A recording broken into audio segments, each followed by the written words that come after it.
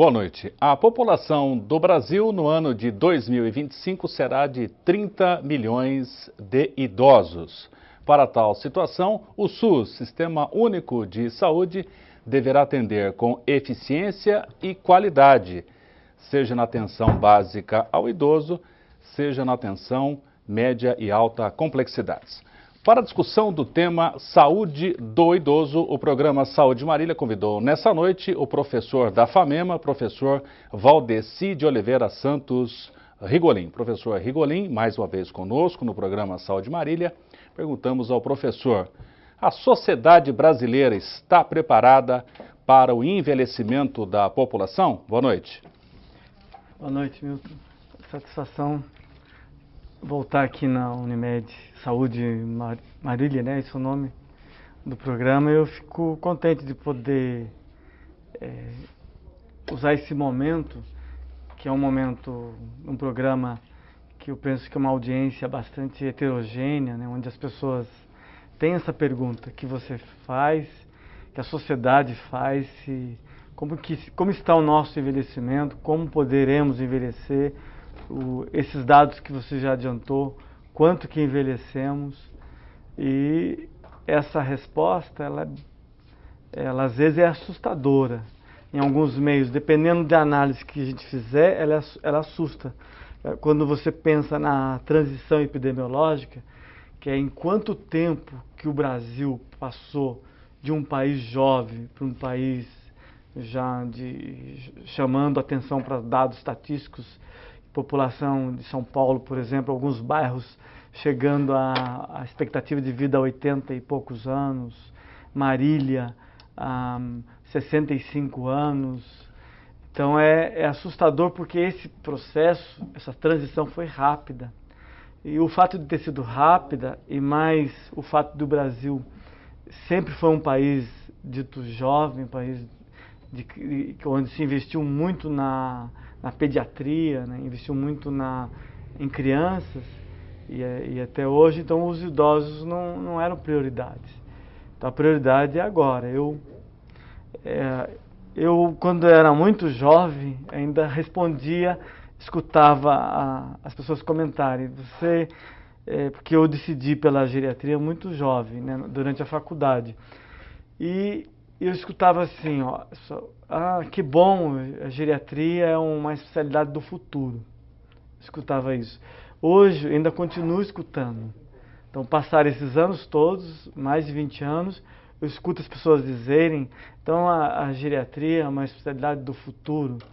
E aí hoje eu respondo que não, ela é do presente, e que lamentável, foi um presente rápido, foi muito rápido essa transição.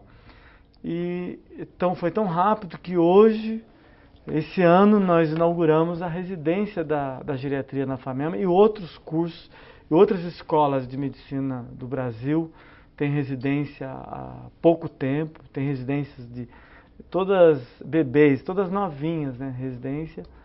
E hoje, então eu estava querendo dizer que o momento de eu vir aqui no Saúde Marília, para mim é muito especial, por estar vivendo o nascimento da residência da geriatria, essa oportunidade que você está oferecendo, porque eu posso, quem sabe, despertar nas pessoas essa pergunta que você fez e outras perguntas.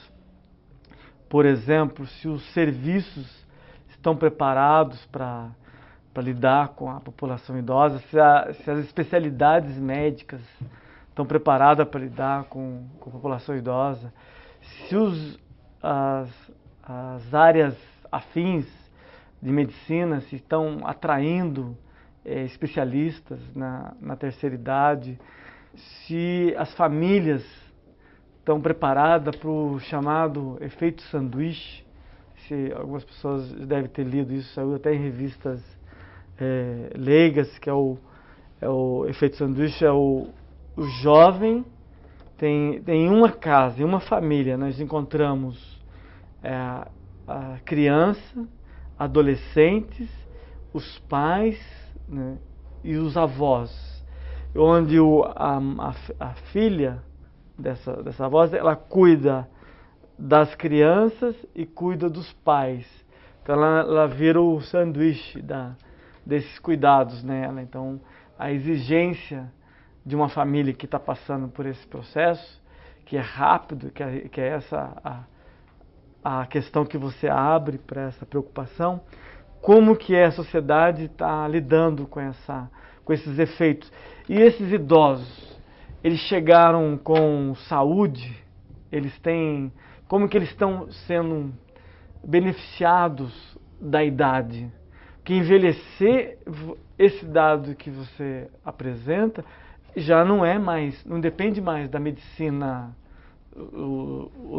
da pessoa só, o do governo. Ele já envelheceu, a população já envelheceu. E agora? O que vai fazer com os idosos? Ele envelheceu, a pergunta é como? Como que ele envelheceu?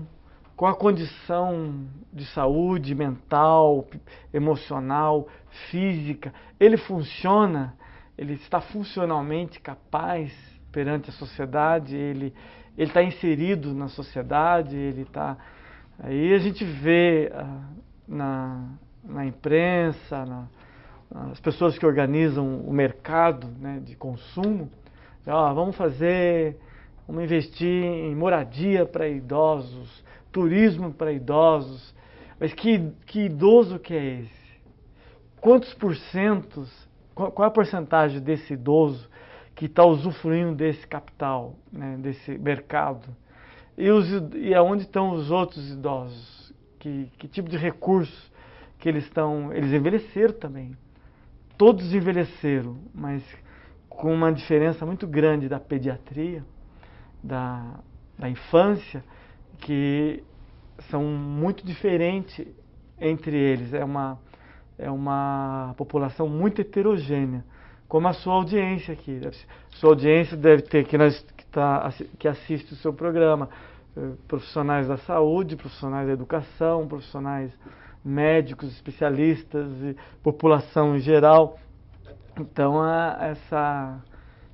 essa reflexão que eu gostaria de deixar no programa, que eu acho que eu venho aqui e fico muito feliz de estar aqui com você e estar à disposição de, quem sabe, deixar uma marca assim, registrada de preocupação até, e quem sabe consigo deixar aqui uma propaganda para que as pessoas procurem estudar, os profissionais da saúde, estudar a geriatria, a gerontologia, estudar os que não são da saúde, pode achar, mas o que tem dentro da área para a gente ver? Tem a arquitetura, tem os estudos das barreiras arquitetônicas, que elas são voltadas para os deficientes, mas são voltadas para os idosos. A advocacia tem a parte jurídica, né, dos idosos, maus tratos, independência, interdição, a antropologia, e todas as áreas afins, educação física, os clubes de serviços e todas as áreas que era importante aprofundar no estudo para não virar assim, não pegar um lado pejorativo da geriatria, só que grupo de terceira idade é baile de forró. Que bom que os idosos possam envelhecer e dançar forró, mas que aqueles grupos de terceira idade possam aprofundar o estudo sobre envelhecimento, que hoje com o Dr. Google, né, que a gente brinca, que na Google você entra e você pode se aprofundar em vários temas de geriatria, de envelhecimento humano, e gerontologia, que eu peço desculpa que eu misturei os dois temas, por estar muito, para mim, como eu sou médico, a geriatria para nós é o estudo da patologia do idoso. A gerontologia é tudo isso que nós estamos falando, que é o estudo do envelhecimento. Na visão do professor, Sim. o SUS, Sistema Único de Saúde, para 2025? Estaria preparado para atenção básica no idoso, também média e alta complexidades? Em Marília, eu penso que sim, por ver Marília hoje pronta, né? A cidade ela tem as características na saúde, não só em relação à população idosa. Lógico, se esse programa tiver a participação do telefone, pode ligar alguém aqui e vai encontrar defeitos e problemas por conta disso, porque nós estamos precisando de gente que estude os temas. Mas Marília atende, acho que chega em 2025, se Deus quiser, chega bem. O que a criação do Estatuto do Idoso representa hoje dentro da gerontologia na visão do professor? Burocracia. Ele tem um papel burocrático, assim como as leis, né, dita aí mais recente, do álcool, da bebida, como é que chama a campanha do álcool?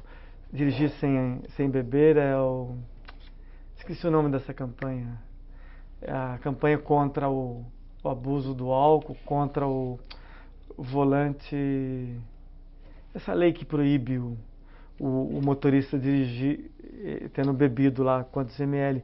Mais ou menos o que acontece no Estatuto, se não tem vigilância, se você não tem pessoas que cobrem o Estatuto, o funcionamento do Estatuto, que reivindique, que coloque em prática, que tira o Estatuto das gavetas, porque em 1995 já tinha artigos, tinha normas, tinha projetos.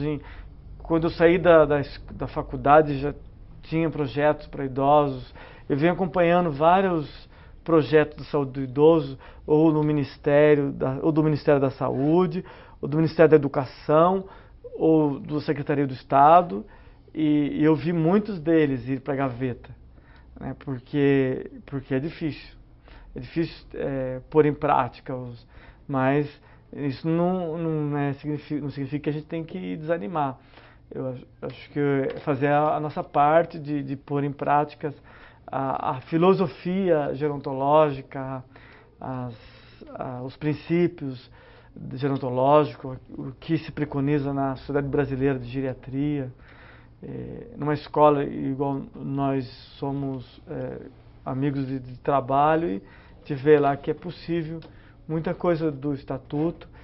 Dentro da FAMEMA nós vê o Centro de Estudo do Envelhecimento, o centro de referência do idoso que nós somos na FAMEMA, as campanhas que a gente faz, o doença do Alzheimer, que está aí próximo, chegando agora em setembro.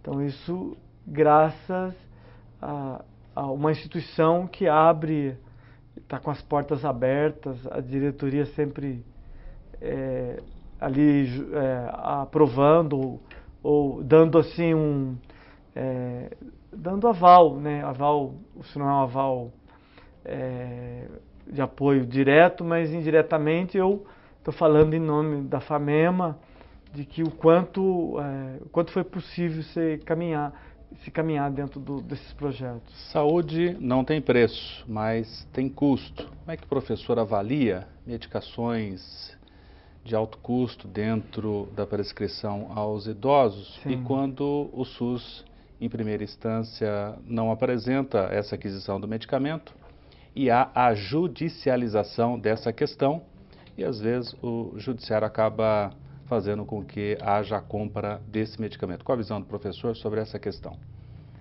Então, podia dividir em duas visões, né?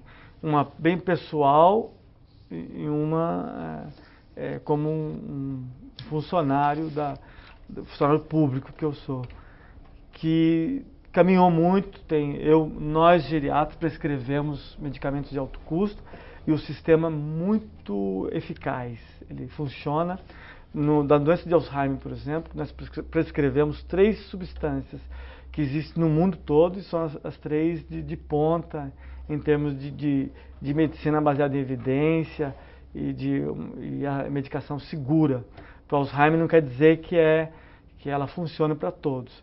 Então nós temos dentro do ambulatório Mário Covas um serviço de SME, um serviço de medicação especial, que funciona muito bem, que as funcionárias são muito competentes, são muito boas para agilizar. Então tem pilhas de prontuários que a gente agiliza essa liberação e liberar os medicamentos da forma mais rápida possível para vencer todas as burocracias, né?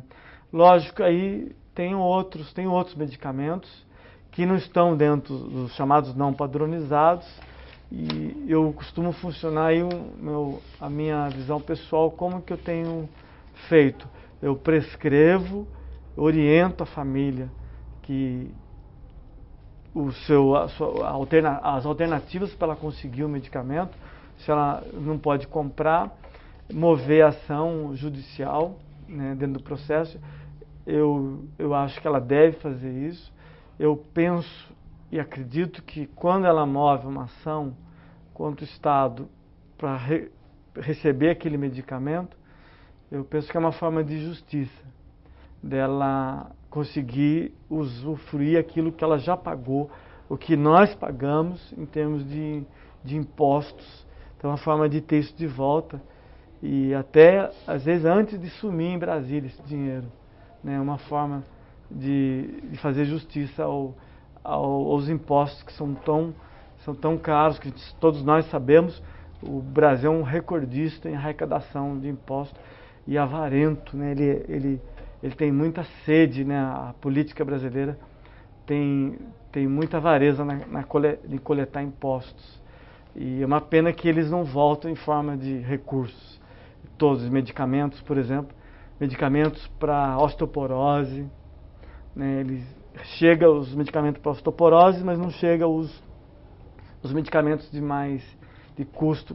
Por exemplo, tem medicamento com custo de R$ 1.500, R$ 1.600 a dose anual.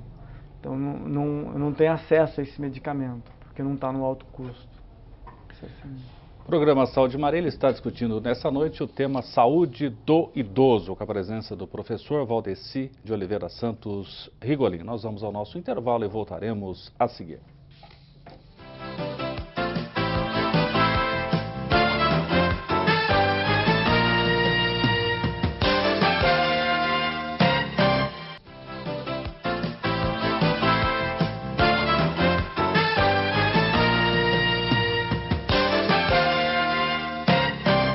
Voltamos com o Saúde Marília, seu bloco final, nessa noite debatendo o tema Saúde do Idoso, com a presença do professor Valdeci de Oliveira Santos Rigolin, médico geriatra da FAMEMA. Professor Rigolin, agora nesse bloco a pergunta: qual a importância hoje da especialidade médica geriatria? Bom, a primeira importância que eu vejo, foi a residência médica e geriatria, para mim foi a minha, como é que eu posso definir, um sentimento assim, muito profundo pelo nascimento. A minha filha, ou o meu filho, dependendo do gênero, assim, de poder trazer para a FAMEMA a residência de geriatria, e esse paralelo de filho, sentido não de pai, né, o pai só em contexto biológico, mas a responsabilidade de um pai, né, que o pai tem a responsabilidade de educar, de criar, então eu estou com essa missão. É uma missão assim, de muita importância para mim e também de realização, porque foi uma gestação de alguns anos, no esqueleto, numa estrutura igual essa aqui, de 3 anos, né, de escrita, esperando candidatos. Às vezes eu ficava um pouco assim, pessimista, porque não apareciam os candidatos e até me comportava às vezes assim, puxa, mas falam tanto, né, como eu havia falado no início da entrevista, aqui da a especialidade do futuro, e ela chegou, é o presente, cadê o geriatra, né? Então é muito importante para nós nós médicos que fazemos carreira acadêmica, que a gente vai passando o conhecimento, passando o serviço, passando uma função assim que se eu não tivesse essa oportunidade ia ficar capenga, ia, assim como diz, morrer na praia. Então hoje, com o nosso residente lá, nós temos um residente, graças a Deus, um residente muito bom, o Dr. Fernando, e veio e tá muito bem e tocando. Eu brinco com ele, com os amigos, que a gente se parece muito, e parece que ele veio. Aí meus colegas falavam que eu vou me aposentar, que eu estou aposentando, que ele vai me substituir mesmo, né? Mas não tem esse plano, né, ainda. Embora eu trabalho desde molequinho, e até teria que puxar uns chamados pedágios aí para chamar a aposentadoria. Professor Rigolin, o grande desafio hoje da medicina, não somente na geriatria como em todas as outras, é a integralidade do cuidado. Como é que o professor desenvolve ao longo da residência esse conceito da integralidade? Ótimo. Que é a essência da geriatria. E com uma só palavra, o professor Milton já resolveu a resposta, que é a integração de conhecimentos que é exigido do geriatra. E por conta disso, exatamente por essa integração, por exigir isso, que eu acho que, na minha análise, que espanta às vezes as pessoas do campo da geriatria, por essa integralidade, porque acaba exigindo uma série de conhecimentos, tem que integrar todos e às vezes ao mesmo tempo, e acaba deixando ela chata, complexa, assim, para quem está dando o primeiro contato. Mas ela e ela não é isso, ela é muito prazerosa. O exercício da geriatria, ela é muito gratificante, ela é difícil, é diferente complexa, difícil, mas isso, as especialidades, todas as especialidades, chama especialidade, todas elas tornam-se difícil em certos momentos, né? Todas as especialidades vai exigir, talvez não exija integralidade, mas exige aprofundamentos que acaba tornando a especialidade difícil, penosa, dura, árida, e como todas as especialidades, dependendo de como que você se dispõe, que tipo de dedicação que você se dispõe.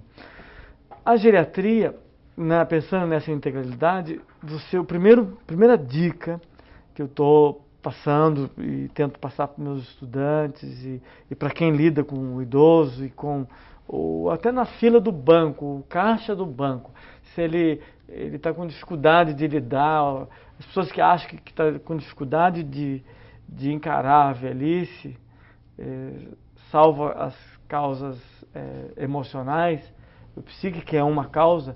Tem pessoas que não conseguem entrar num asilo, que entra em estado de pânico, porque olhar a velhice é olhar o futuro, o meu futuro, o nosso futuro. Então, salvo as questões psíquicas, que também tem ajuda, você pode pensar, quando você vai cuidar, abordar, quando está exigindo de você lidar com o envelhecimento, que é lentidão, desatualização, às vezes, que é sinônimo, às vezes, que nem sempre, mas um sinônimo que dá para usar como envelhecimento é a lentidão, para a maioria das tarefas. Mas lembrar que você pode resolver essa sua angústia de lidar com o idoso traçando prioridades. Então, o que é mais importante eu ver? Vamos devagar, né? Como se diz na brincadeira, devagar, que você vai resolver. Se você traça o que é mais prioritário naquele momento de você resolver, se o mais prioritário é que ele te ouça, então se dirija ao idoso dê chance para que ele leia, faça a leitura labial, que ele olhe nos seus olhos e que ele interprete o que você está abordando, está perguntando, e dê chance também para que ele espere, para que ele se comunique. Então, a comunicação é um bom momento, um bom começo para vencer a integralidade. Professor Regolin, outro desafio, além da integralidade, muitos idosos têm o fenômeno da polifarmácia, usar mais de uma droga na prescrição. Como melhorar a adesão ao tratamento no idoso? Isso vale, acho que essa pergunta é muito boa e vale para todos os profissionais, né? Podia ser que só o médico que prescreve, mas e o dispensador da farmácia, e em casa, e a quantidade de medicamentos que deve ser administrado por alguém ou pelo próprio paciente. Então é preciso logística, é preciso a receita, o receituário. Vamos começar no receituário médico. Então, o receituário, no que o americano chama de brown bag test, né? O teste do saco, do remédio. Pedir aos idosos que tragam os remédios, os meus pacientes, eles dizem, espera aí, mas eu sei dizer o nome, eles ficam às vezes meio ofendidos com isso. Não é uma ofensa, é uma forma de checklist, eu até explico para os meus doentes, né? É para checar, não é uma deficiência do paciente, deficiência do médico, do prescritor. Ele precisa ver o que o doente está tomando. E na hora da prescrição, ele precisa ver as interações medicamentosas. Ele precisa analisar a sua prescrição e ver se ele já não toma aquele medicamento e se não vai haver o coefeito, o efeito adverso ou potencialização dos medicamentos. Tudo isso ele vai evitar o chamado efeito dominó, o efeito em cascata, que ele sai do médico, vai para o outro especialista, o outro passa outro medicamento, e ele vai então dar chance para o profissional analisar, fazer um estudo sobre esse medicamento em uso. Ficar atento, corrigir o que é de dose contínua, o que é medicamento de dose contínua, o que é de uso temporário. Posologia simples, importante usar medicamentos de posologias únicas, ou semanal, mensal, anual, ficar atento com isso. Tudo isso já ajuda. E nas farmácias, no balcão da farmácia ou do posto de saúde, ficar atento na dispensação dos medicamentos, checar e cuidado, as embalagens dos medicamentos não são feitas para idosos, então deve trocar, em alguns casos, trocar de embalagem, ser adequada em topoer, em plásticos, em vasilhas separadas por cores, deve ser vigiadas por alguém, né, monitorizadas por alguém com leitura, se o paciente não tem a leitura, deve ter destaque em cores, em números, ou em aderência, né, do tipo Braille, esse cuidado, e evitar o chamado que sempre ensino para os meus estudantes, o sentinela ao banco, que é pacientes que tomou um medicamento durante 20 anos e alguém continua prescrevendo porque ele toma há 20 anos o medicamento.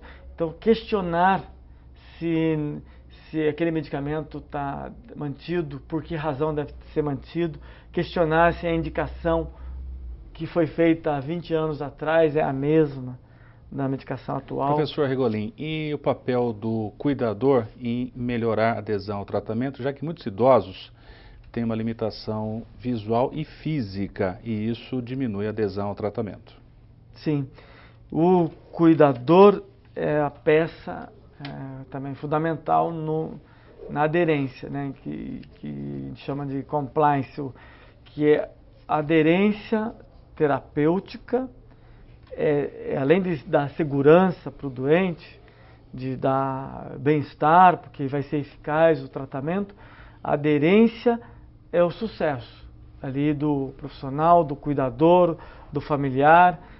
Se ele não tiver aderência, então, se ele transgredir, se ele tomar errado, se ele se equivocar, além de ter os riscos de efeitos colaterais, tem a ineficácia do tratamento. E nisso o cuidador tem esse papel importante dessa vigilância. Eu gostaria então de deixar já uma mensagem para o cuidador, que na campanha de Alzheimer desse ano, vocês vão ver aí no mês de setembro, chamado A Doença de Alzheimer na Dor do Cuidador. Então, o cuidador que cuida da dor e ele sente a dor de cuidar, então, tudo que exige, tudo que cai nas costas, que as costas do cuidador é larga, né? O cuidador familiar, que eu estou falando, que é o cuidador, o cuidador formal ou informal, que é o familiar. Então a responsabilidade dele é muito grande, ele adoece, o cuidador adoece por cuidar, por ele não dar conta, né? Por exigir fisicamente, emocionalmente do seu trabalho, e tudo isso passa a ser uma exigência muito grande e pode causar sofrimento no cuidador. E faz parte da residência, eu não sei quanto tempo nós temos ainda para falar, mas eu não queria perder o foco da minha vinda aqui também, que se eu pudesse fazer uma síntese de tudo isso que nós discutimos aqui hoje, tudo isso é o conteúdo da residência. Então, a residência médica, geriatria, da FAMEMA, geriatria e gerontologia, ela está com esse enfoque, com esse foco de formação, que é depressão no idoso, onde fica o meu agradecimento à psiquiatria, ao Dr. Sacomani, por uma brilhante oportunidade de estágio, o Dr. Belon, também na psiquiatria, no grupo de cuidadores, o quanto os familiares cuidadores ajudam na formação, no Asilo São Vicente de Paula, quanto tem sido importante a formação do residente no Asilo São Vicente de Paula, do Lar São Vicente de Paula, no Ambulatório Mário Covas, os funcionários, os outros médicos, colegas meus geriatras, o doutor Ricardo Comatos, o doutor José Carlos, a doutora Fátima, no Ambulatório Mário Covas, quanto tem sido importante essa formação na chamada avaliação global do idoso, nas quintas-feiras na oncogeriatria, onde podemos exercitar uma atividade muito nobre na onco, que estamos trabalhando o paciente, a fase terminal, estamos trabalhando os familiares, que os seus idosos estão em fase terminal. Nas sextas-feiras, Dr. Melges, na neuroimagem, doutora Helena, na radiologia, e na sexta-feira à tarde, a cardiogeriatria, também com o Dr. Heraldo Peloso.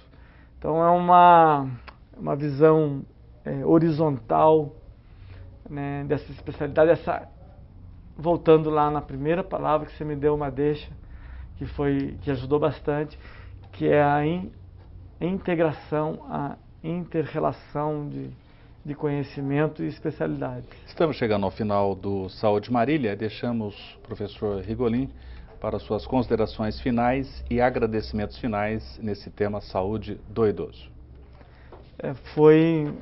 O meu agradecimento principal é você, agora, nesse momento, que ofereceu essa oportunidade, né, de trazer aqui a população que